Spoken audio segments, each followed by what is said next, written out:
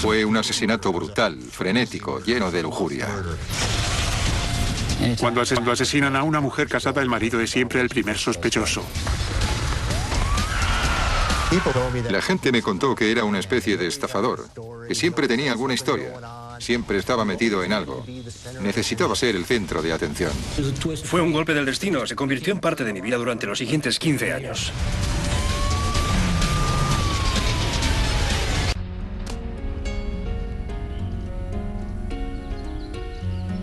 Martes 3 de marzo de 1987 en Dove Meadows, un vecindario de la pacífica comunidad de Spring, Texas, a 40 kilómetros al norte de Houston.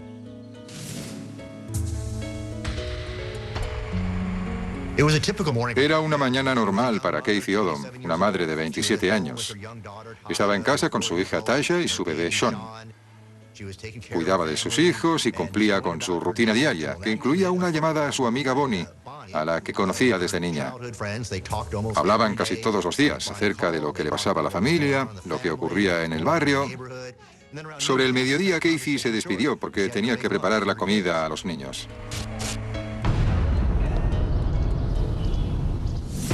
Más tarde, el mismo día, otra amiga, Lorna, trató de contactar con ella. Hablaban muy a menudo, pero esa vez nadie respondió al teléfono. Lo intentó de nuevo sin resultado. Eso era muy inusual, así que Lorna empezó a preocuparse.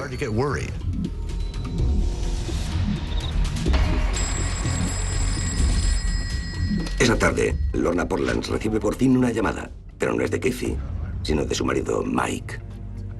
Mike estaba preocupado. Había estado tratando de localizar a Kathy. Debería estar en casa con los niños, así que le preguntó a Lorna si la habían visto o habían hablado. Lorna le contó que lo había intentado y ambos se preocuparon aún más. Mike le pidió a Lorna que pasase por su casa para asegurarse de que todo iba bien, y esta le pidió a su marido que fuera a ver a Kathy.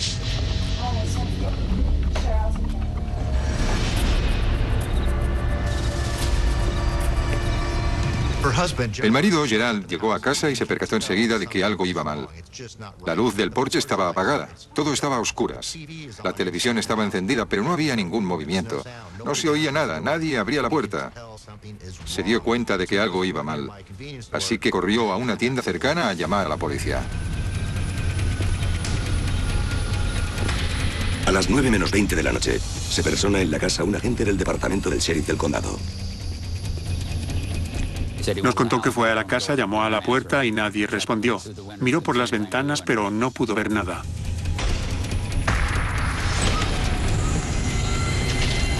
Trató de abrir la puerta principal y el pestillo no estaba echado.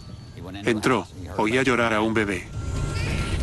Subió hasta la habitación de matrimonio y encontró a un niño de 2 meses en la cama. Después de asegurarse de que está a salvo, el agente continúa inspeccionando la casa. Solo queda una habitación, el cuarto de los niños, en cuyo interior le espera una visión aterradora. El cadáver de Kathy Odom. Ha sido apuñalada varias veces y le han cortado la garganta. Pero la pesadilla continúa. Justo cuando se dispone a salir para pedir refuerzos, descubre otro cuerpo. Es Tasha, la niña de 4 años de Kathy. Ha sido brutalmente golpeada y parece que esté muerta. Cuando se acerca más se da cuenta de que todavía respira. Entonces sale corriendo para buscar ayuda.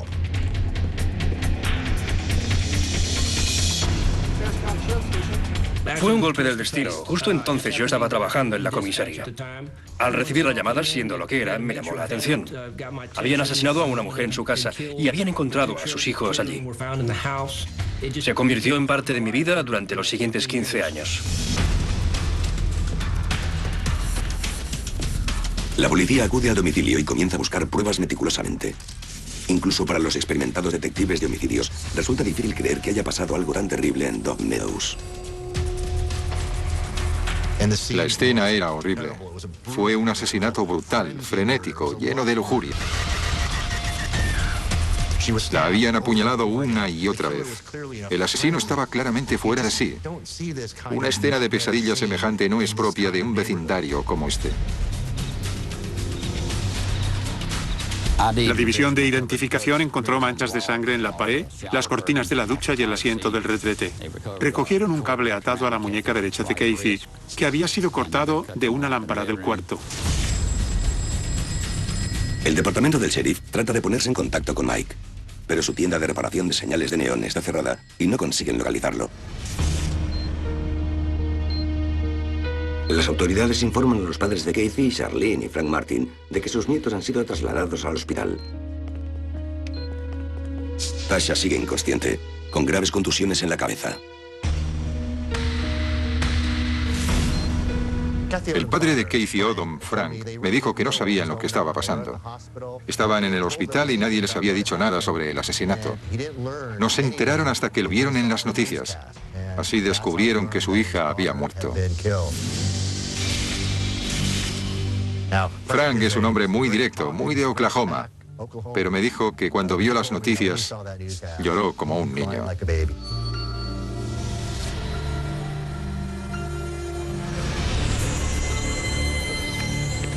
Mike Odom llega finalmente a casa poco después de las 9. Está en estado de shock y no puede explicar a los investigadores por qué alguien querría hacer daño a su mujer y a su hija.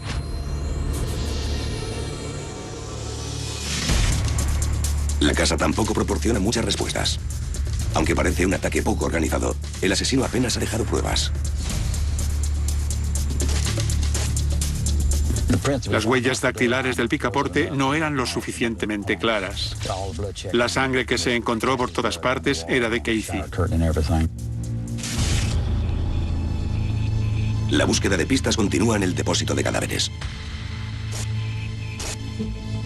La autopsia demostró que habían apuñalado a Casey 10 veces en el pecho y 6 en el abdomen. La herida más profunda era de 14 centímetros y la más superficial de 7. Le habían cortado el cuello 3 veces y tenía semen en sus cavidades y sobre el cuerpo. En 1987, en los albores del análisis de ADN, todo lo que los técnicos pueden hacer es examinar la muestra de semen para determinar el grupo sanguíneo del agresor. El siguiente paso es relacionar ese tipo con un sospechoso. Y hay una testigo.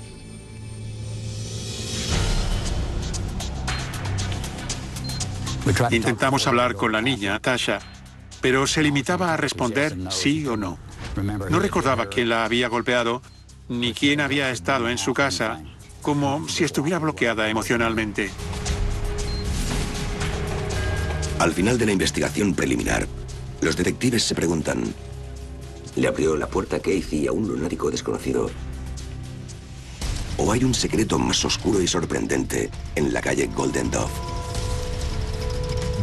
No había pruebas de que hubieran forzado la puerta, no habían robado nada, ni había signos de lucha prolongada afuera de la habitación.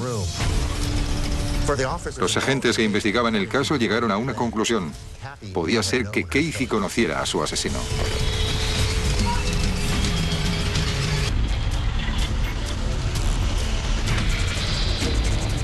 Marzo de 1987. La vida en el barrio residencial de Spring, en Texas, ha dado un vuelco con el asesinato de la joven Casey Odom y la agresión a su hija de 4 años, Tasha. Días después del ataque, todo el vecindario se encuentra aterrado. Sobre todo las amas de casa. Pero sin una cerradura forzada, los investigadores se preguntan si Casey conocía al atacante o si este tenía su propia llave. El detective Ronnie Phillips dirige su atención al marido y a la relación de la pareja, que ha sido problemática desde el principio. Cuando asesinan a una mujer casada, el marido es siempre el primer sospechoso. Nos pareció raro que Mike pidiera a otra persona que fuera a ver cómo estaba Casey, en lugar de ir a casa y comprobarlo él mismo.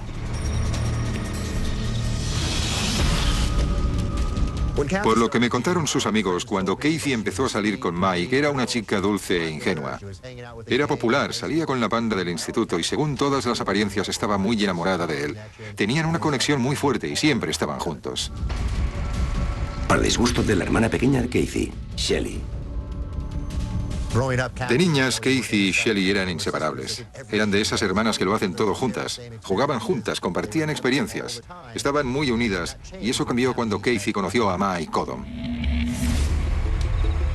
Mientras que Casey era popular, parte del grupo, la hermana pequeña era torpe, callada. No pertenecía a la panda, estaba al margen. Todo eso también cambió cuando conoció a Greg Marquardt, con 17 años, que era mayor y había estado casado con la hermana de Mike. Bajo la influencia de sus novios, las hermanas empiezan a beber y a drogarse regularmente. Y durante un tiempo, la fiesta es constante. Pero parece que Mike y Casey están flirteando con el peligro. Mike se metió más y más en el mundo de las drogas. No solo se drogaba, sino que también las vendía.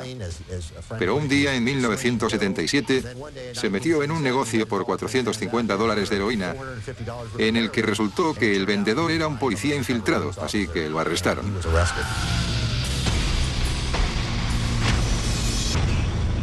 Se declaró culpable de la acusación de posesión de droga y lo condenaron a 6 años de prisión. Casey quedó desconsolada, pero permaneció a su lado y le esperó hasta que salió de la cárcel 2 años después. Casey y Mike se casan en 1980 con Shelley como dama de honor. Mike empieza a trabajar en el negocio de su suegro y Casey se queda embarazada. Mike parecía estar sentando la cabeza, pero no acababa de conseguirlo.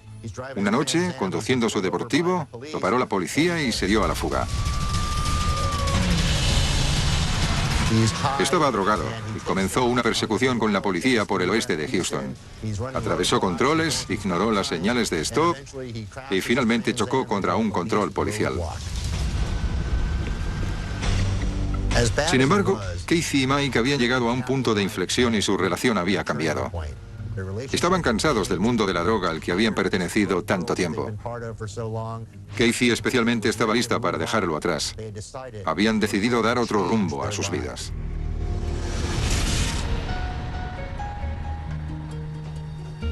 Así, en 1986, comienzan de nuevo en el tranquilo y pequeño barrio residencial de Spring, cerca de Houston. Era una oportunidad de cambiar sus vidas, de convertirse en una familia, de tener esa valla de postes blancos con la que sueñan las parejas jóvenes. Pero también era una oportunidad de escapar de su vida anterior. Casey parece estar disfrutando de su estilo de vida de barrio residencial. Se estaba metiendo en el papel de madre joven, hacía de canguro a los niños del vecindario. Su amiga y vecina Lorna decía que Mike y Casey eran una típica pareja de jóvenes tratando de salir adelante. Se estaban alejando de los problemas del pasado y Lorna decía que Casey había nacido para ser madre. Se le daba muy bien. Pero a Mike le está costando más acostumbrarse al buen camino. Y pronto vuelve a meterse en el mundo de las drogas. Los vecinos nos comentaron que a veces oían gritos y peleas dentro de la casa. Ahora los investigadores deben descubrir si esas peleas causaron la muerte de Casey. Pocos días después del asesinato, Mike vació toda la casa. Cogió todos los muebles y se marchó.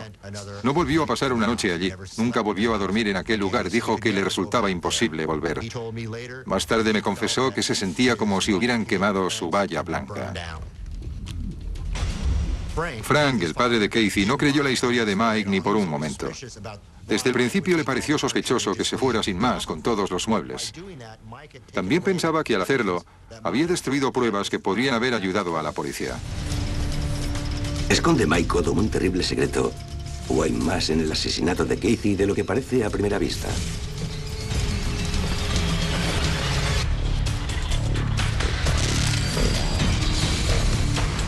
Marzo de 1987. En el condado de Harris, Texas, los detectives que investigan la muerte de Casey Odom centran su mirada en Mike, su marido. Se ha de entender cómo piensan los detectives. Siempre empiezan con el sospechoso más evidente, porque el sospechoso más evidente suele ser siempre el asesino. Así que van de inmediato a por el marido. Y en este caso, el marido no estaba en casa ese día. No sabían dónde estaba. Tiene un pasado conocido en el mundo de las drogas, se relaciona con mala gente. Mike se convierte casi de inmediato en el principal sospechoso. La policía habla con varios compañeros de trabajo de Mike para ubicarle el día del asesinato de Casey. Comprueban que Mike estaba de servicio en el momento, muy lejos de casa. Los registros telefónicos demuestran que llamó al Lorna Portlands desde un teléfono público en el juzgado del condado. Los funcionarios confirman que Mike tenía que presentarse en el juzgado ese día, lo que explica por qué llegó tan tarde a casa.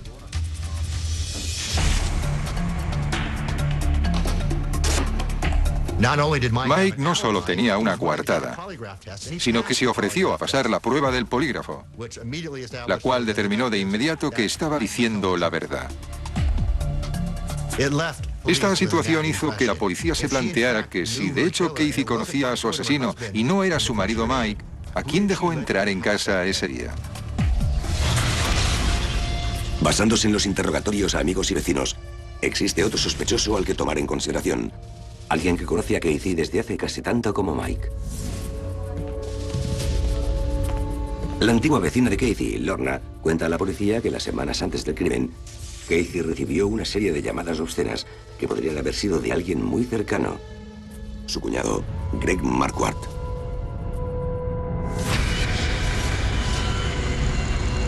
Frank y Charlene Martin, los padres de Casey, tenían sus sospechas, que estaban centradas en Greg. Pensaban que estaba actuando de manera extraña. Greg y Shelley no aparecieron después del asesinato. No estaban allí, pero acudieron de repente al hospital cuando Tasha salió del coma.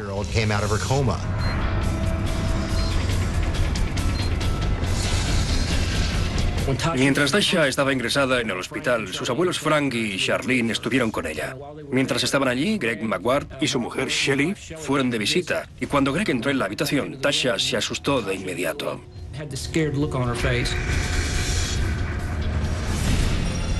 Por suerte, el hospital mantiene a la niña bajo una estrecha vigilancia.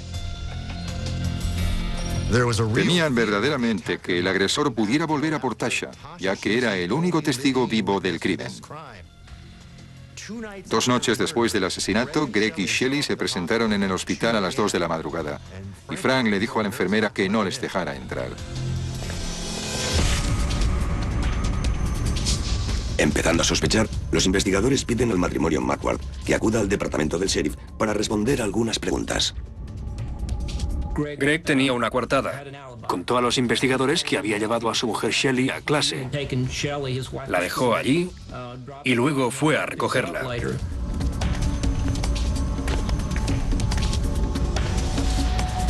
Les pedimos a la hermana de la víctima y a su marido que vinieran a prestar declaración y a someterse a la prueba del polígrafo. Mientras Shelley la pasaba, Greg nos dijo que tenía que ir a echar dinero al parquímetro. Salió de la oficina y 10 minutos después, su abogado nos llamó diciéndonos que no iba a volver. No declararía ni se sometería al polígrafo. Se marchó sin más. Imagínese la escena. Deja a los detectives y no vuelve. Y se niega a pasar la prueba del polígrafo. ¿No le parece sospechoso? ¿Se imagina el descaro de ese tipo? Así, Greg Marquardt se convirtió en nuestro único sospechoso. Los investigadores repasan a fondo la biografía de Gregory Marquardt. Queda claro que es un hombre al que le gusta seguir sus propias reglas. Greg era un tipo gregario, algo prepotente. Era el que siempre podía conseguir drogas, conocía a todo el mundo y se relacionaba con gente de los bajos fondos. Uno podía entender que una cría quedara prendada de él en ese mundo. Durante su juventud, Greg vive con sus adinerados tíos abuelos en su gran mansión, a la que pronto se muda Shelley. El padre de las chicas no está nada satisfecho con esta relación. A Frank Martin no le gustaba Greg. Le parecía un manipulador y se daba cuenta de sus cambios de humor. Greg tan pronto era un muchacho amable y hablador, como estallaba y se volvía muy cruel. Mike Odom, sin embargo, lo admiraba. Los amigos me decían que tenía a Greg por una especie de héroe. Para él era un gran tipo. La gente que conocía a Greg me dijo que era una especie de estafador, que siempre tenía alguna historia, siempre estaba metido en algo, siempre tenía entre manos alguna cosa que quería comprar con todo el mundo, siempre tenía que ser el centro de atención. Poco después, Shelley cae en la adicción a la heroína. Las pocas veces que visita a su familia, está bajo el efecto de las drogas. Frank está desesperado. Esa no era la vida que había imaginado para sus hijas. Le volvía loco que sus dos hijas, Kathy y Shelley, hubieran acabado con tipos que las habían conducido al mundo de las drogas. Y le frustraba y enfurecía pensar que no podía hacer nada al respecto. Y las cosas están a punto de empeorar. En 1983, los recién casados Greg y Shelley son arrestados después de que una empleada de hotel encuentre cocaína, jeringuillas y una 9 milímetros en su habitación. Greg y Shelley son declarados culpables de un delito de posesión, pero salen bastante airosos. Son condenados a 8 años de libertad condicional, pero no pueden dejar las drogas. No logran pasar los exámenes médicos y finalmente les sentencian a 2 años de cárcel. Entonces se encontraban en un estado pésimo. Necesitaban metadona para mantener los temblores y escalofríos a raya. Y cuando Shelley ingresa en prisión pesa 45 kilos. Cuando Greg y Shelley quedan libres, Kathy y Mike Odom se han mudado a la casa en la calle Golden Dove en busca de una segunda oportunidad. Pero cuando Greg y Shelley aparecen, traen consigo el pasado. Kathy comentó a sus amigos que no le gustaba que Greg y Shelley los visitaran. Sentía que eran un recordatorio de un mundo que quería dejar atrás y le parecía que la pareja estaba tratando de arrastrarlos de nuevo a ese mundo, intentando que Mike se metiera en líos otra vez. Le parecía que Greg y Shelley habían ido a destruir esa valla blanca que estaba tratando de construir. La nueva vida de los Odom queda patas arriba cada vez que los Marquardt aparecen. Recuerdo que Lorna, la amiga de Kathy, me contó que en sus visitas todos tenían siempre motivaciones ocultas.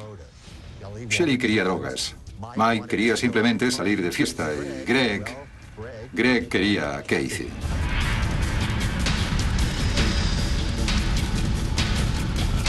El interés de Greg en su cuñada rayaba la obsesión. Kathy dijo que una vez, mientras Shelley estaba en otra habitación bañando a Tasha, Greg trató de besarla y que no se trataba de un incidente aislado y él no aceptaba un no por respuesta. ¿Llevó esa obsesión a la muerte de Kathy? 3 semanas después del asesinato, Frank Martin informa a los detectives de que su hija ha ido a su casa tras una fuerte discusión con Greg. Al día siguiente, Shelley vuelve y les pide prestado el coche para llevarse sus cosas de la casa. Pero 2 días después ha desaparecido. No vuelve con sus padres y Frank denuncia el robo del coche. Cuando recupera el coche, su hija Shelley lo llama para decirle que ha dejado algunas cosas en el maletero y que las necesita. Frank Martin dice que abrió el maletero y encontró prendas ensangrentadas que pertenecían a Greg Marquardt. Nos trajo la ropa a la oficina y la enviamos al laboratorio. La sangre era de Kathy. Pensamos que lo habíamos atrapado, pero no había sangre suficiente para probar que había estado en la escena del crimen. Parecía un gran descubrimiento para el caso, pero no llevó a ninguna parte. Otro camino sin salida. El fiscal del distrito se negó a procesarlo sin pruebas concluyentes. Y Marquardt no iba a hablar. Se negaba a someterse al polígrafo. Solo se comunicaba por medio de su abogado. Y encima su coartada, el tipo con el que decía haber estado el día de los hechos, murió sin que la policía pudiera tomarle declaración.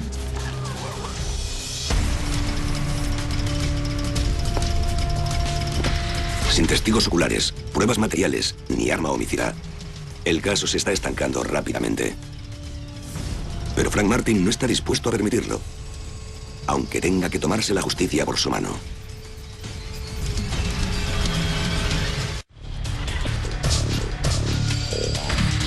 La investigación sobre la muerte de Kathy Odom en marzo de 1987 ha centrado sus sospechas en una persona, el cuñado de Kathy, Greg Marquardt. Pero después de casi 1 año sin pruebas concluyentes, el caso sigue abierto. La historia se olvidó rápidamente. Tanto los vecinos como los detectives siguieron con sus cosas.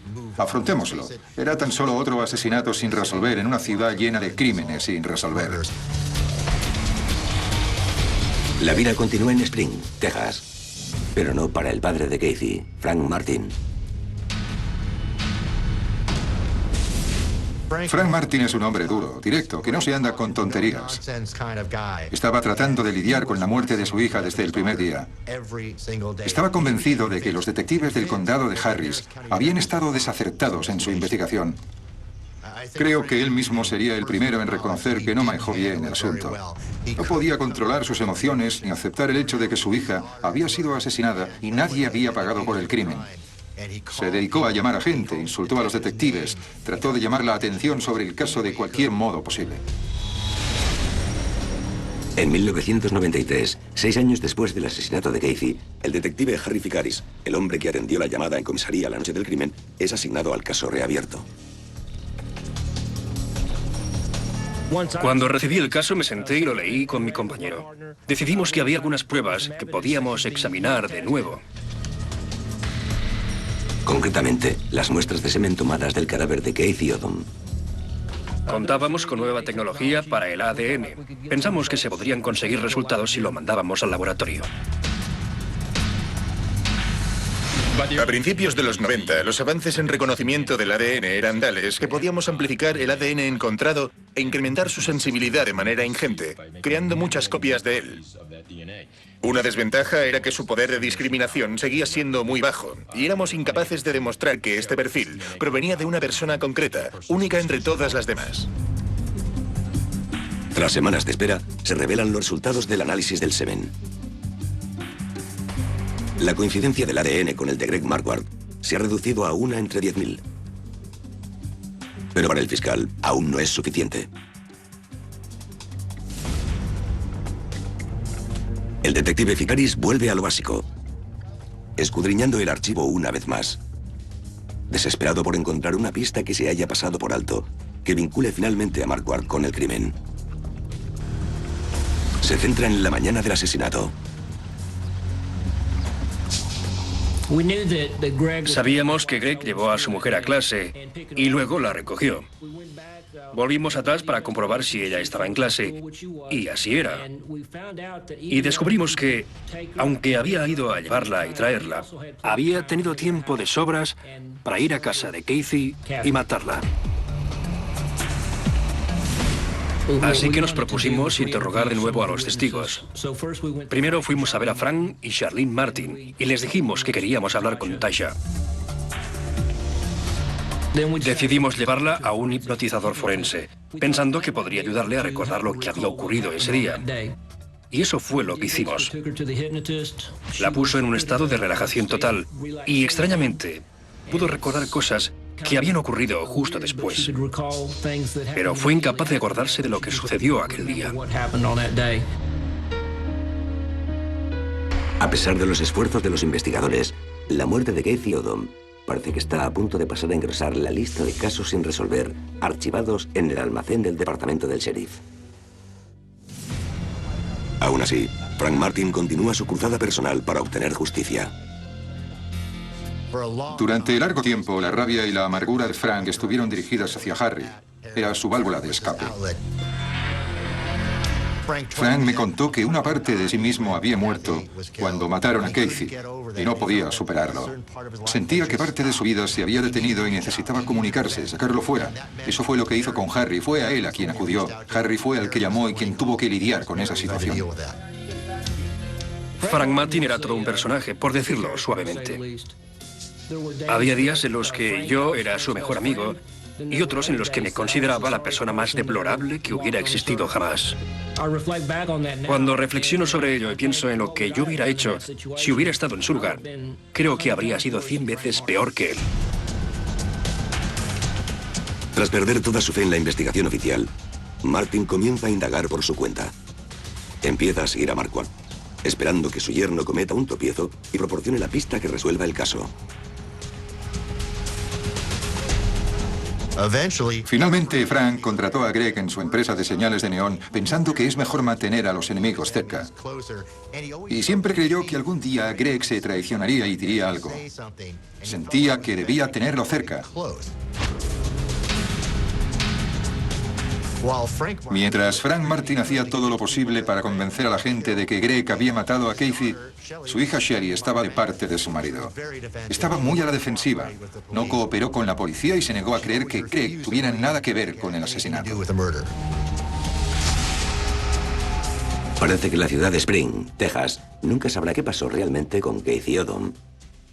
Al menos hasta 1998, cuando el departamento del sheriff da un paso sorprendente. El sheriff decide formar una unidad de casos abiertos para investigar homicidios sin resolver. Dos de los detectives de esta unidad serán Roger Wedworth y el viejo némesis de Frank Martin, Harry Ficaris. Y por supuesto, el primer caso por el que comienza Harry es el asesinato de Casey Odom. Han pasado 10 años desde la muerte de Casey y 5 desde el último examen de ADN. 5 años en los que la tecnología ha mejorado en gran medida. Inicialmente, el reconocimiento de ADN requería una mancha de sangre del tamaño de una moneda para lograr un perfil completo. Con el paso de los años, la tecnología mejoró y el tamaño de la muestra disminuyó hasta el extremo de que, para conseguirlo, era suficiente una mancha como el punto del final de una frase. Los investigadores consiguen una orden para tomar muestras de cabellos, sangre y saliva de Greg Marquardt.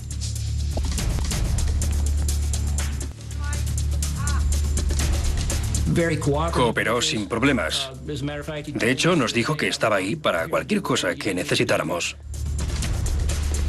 Mientras acompañábamos a Greg a su casa, nos dijo de repente: se me había olvidado contároslo, pero tenía una aventura con Casey. Mi compañero y yo nos miramos mutuamente pensando, venga ya, después de todo el tiempo que había pasado, iba y nos decía ahora que tenía una aventura con ella. Parece que el estafador está tratando de quitarse los problemas de encima una vez más. Sabía que si su ADN aparecía en los restos de Casey Odom, iba a tener serios problemas. Así que necesitaba una excusa para justificar por qué estaba allí. ¿Pueden hacer algo los investigadores para atrapar a este sospechoso escurridizo? ¿O Greg Marquardt se saldrá con la suya?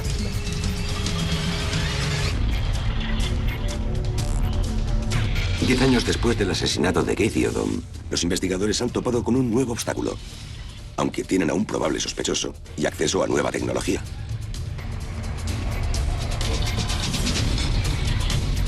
Greg Marquardt sostiene que él y Casey tenían una aventura amorosa, lo cual justificaría la presencia de su ADN en el cadáver de la joven. Incluso Frank estaba perdiendo la esperanza. Realmente dudaba de que consiguieran resolver el caso.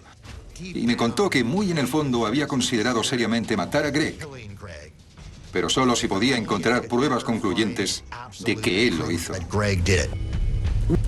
Sabíamos que Frank y Greg trabajaban juntos y teníamos miedo de que algún día nos llamaran diciendo que Greg se había caído de una señal. Sabíamos que Frank podía empujarlo, pero nunca llegó a hacerlo, a pesar de que estaba convencido hasta el tuétano de que Greg era la persona que había matado a su hija. Según pasa el tiempo, Frank y su yerno se encuentran cada vez más.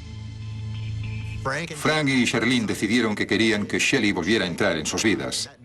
Eso significaba que ambos iban a los eventos familiares. Se veían, pasaban tiempo juntos. Frank no dejó de creer que Greg había matado a Casey, pero quería que su familia volviera a estar unida.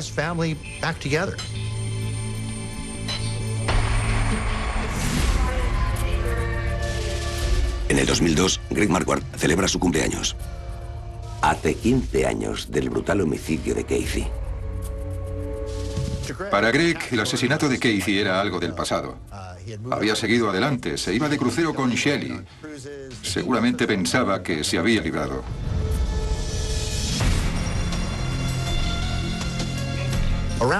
En esa época, el laboratorio de Dallas, que realizaba casi todas las pruebas de ADN para la unidad de casos abiertos, estaba probando distintas técnicas. Una de ellas era la extracción de ADN del cuello de las víctimas estranguladas. En el 2002, el reconocimiento de ADN había evolucionado e incrementado su sensibilidad y poder de discriminación. Esto permite a los investigadores saber con mayor certeza que tienen a la persona adecuada. La investigación sobre víctimas de asfixia recuerda a los detectives una prueba del caso Odom que nunca ha sido examinada en busca de ADN. Vimos un cable eléctrico atado a la muñeca de Casey y se nos ocurrió mandarlo al laboratorio y ver si podíamos encontrar el ADN de Greg. Enviamos el cable, ya que no había sido examinado en el laboratorio antes. Uno de los últimos avances en el reconocimiento de ADN utiliza el llamado ADN de contacto, que consiste simplemente en las células cutáneas que un individuo deja cuando toca un objeto. Perdemos células constantemente, y esas células están ahí y pueden detectarse. En el cable de la lámpara había una mezcla de ADNs. El de la víctima, porque lo había tenido alrededor de las muñecas, pero también el del individuo que la ató.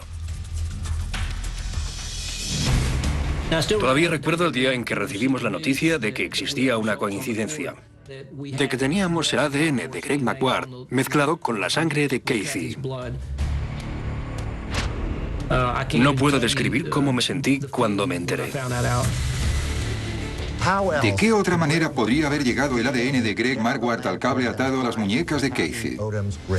Solo había una posibilidad. Él estaba allí y por primera vez tenían pruebas concluyentes.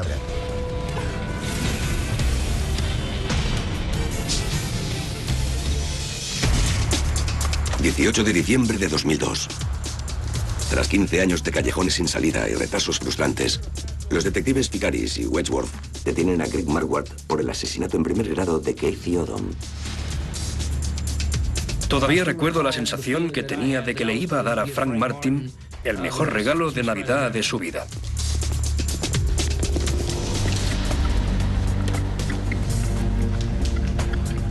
A pesar de la evidencia del ADN, Shelley McQuarrie todavía cree en la inocencia de su marido. El abogado defensor de Greg dijo que el ADN del cable era una prueba circunstancial, porque Greg había estado en la casa muchas veces. Después de todo, era el cuñado de Casey, así que era posible que el ADN estuviera en el cable desde una visita anterior. Sin embargo, eso no funcionó. Después de tanto tiempo, después de todas las negativas, Greg fue declarado culpable en 2004. Hizo un trato con el fiscal, reconoció el crimen y aceptó una sentencia de 45 años para evitar la pena de muerte.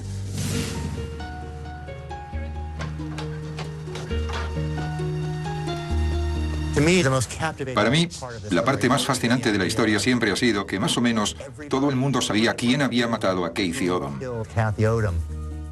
Frank Martin lo sabía bien.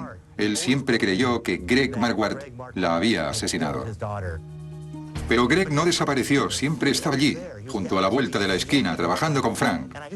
Y simplemente no puedo imaginarme cómo tuvo que ser eso para Frank, saber que ese tipo era el asesino de su hija. ¿Cómo tuvo que ser aquello para él?